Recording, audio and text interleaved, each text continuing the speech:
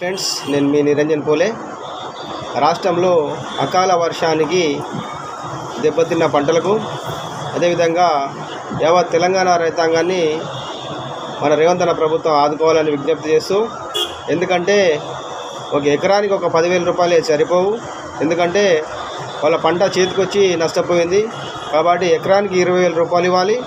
అదేవిధంగా విత్తనాలు కూడా సరఫరా చేయాలి. అదేవిధంగా వారిని ఆదుకోవాలని. అదేవిధంగా వరంగల్లో ఇళ్ళే మునిగిపోయినాయి. ఎందుకు మునిగిపోయినాయి, దేనికోసం మునిగిపోయినాయి, అసలు ఆ ప్రణాళిక ఏంది, ఆ మాస్టర్ ప్లాన్ ఏంది ఒకసారి వెరిఫై చేయండి. అదేవిధంగా రాష్ట్రంలో సినిమా పరిశ్రమ వాళ్ళకి సినిమాలు తీసుకుంటే రేట్లు పెంచుకునే అవకాశం ఇస్తారు. కానీ రైతన్న, దేశానికి అన్నం పెట్టే రైతన్నకు వాళ్ళకి కనీస మద్దతు ధర ఇవ్వకుండా ఈ ప్రభుత్వాలు, కేంద్ర రాష్ట్ర ప్రభుత్వాలు అన్యాయం చేస్తున్నాయి. కాబట్టి తప్పకుండా కూడా ఈ ప్రభుత్వాలు వాటిపైన దృష్టి పెట్టండి. వాళ్ళని అన్నదాతలను ఆదుకోండి. అన్నదాతలు లేకపోతే దేశానికే అన్నం దొరకదు. కాబట్టి అన్నదాతను, సైనికుడిని తప్పకుండా ఈ ప్రభుత్వాలు కడుపులో పెట్టి కాపాడుకోవాలి.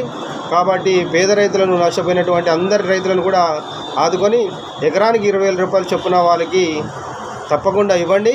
అదేవిధంగా వారికి విత్తనాలు కూడా సరఫరా చేయండి. కాబట్టి ప్రభుత్వాలు మానవతా దృక్పథంతో తప్పకుండా అందించి వారిని ఆదుకుంటారని పోలీసు వారి తరఫున విజ్ఞప్తి చేస్తూ, తూతు మంత్రంగా చేయకుండా ఖచ్చితంగా వారిని ఆదుకోండి. ఎందుకంటే కేసీఆర్ గారి ప్రభుత్వం గతంలో రైతులను పట్టించుకున్న రైతులను రైతు బంధు రూపంలో డబ్బులు సరఫరా చేసింది. కానీ దాన్ని దృష్టిలో పెట్టుకునే మన ప్రధానమంత్రి నరేంద్ర మోడీ గారు కూడా PM కిసాన్ అనే పథకాలు తీసుకొచ్చాడు. కాబట్టి రైతులను పట్టించుకున్న ఏకైక నాథుడు దేశంలో ఎవరైనా ఉంటే కేసీఆర్ మాత్రమే. కాబట్టి ఏదైనా నిజం ఒప్పుకోవాలి. కేసీఆర్ ప్రతి ఒక్క రైతుకు తనకు స్తోమతను బట్టి అందరికీ డబ్బులు వచ్చినాయి. కానీ ఇప్పుడు అది కూడా లేకుండా అయిపోయింది. రైతులు ఆగమయ్యే పరిస్థితి వచ్చింది. కాబట్టి తప్పకుండా ప్రభుత్వాలు ఆదుకోవాలని విజ్ఞప్తి చేస్తూ మీ నిరంజన్ పూలే.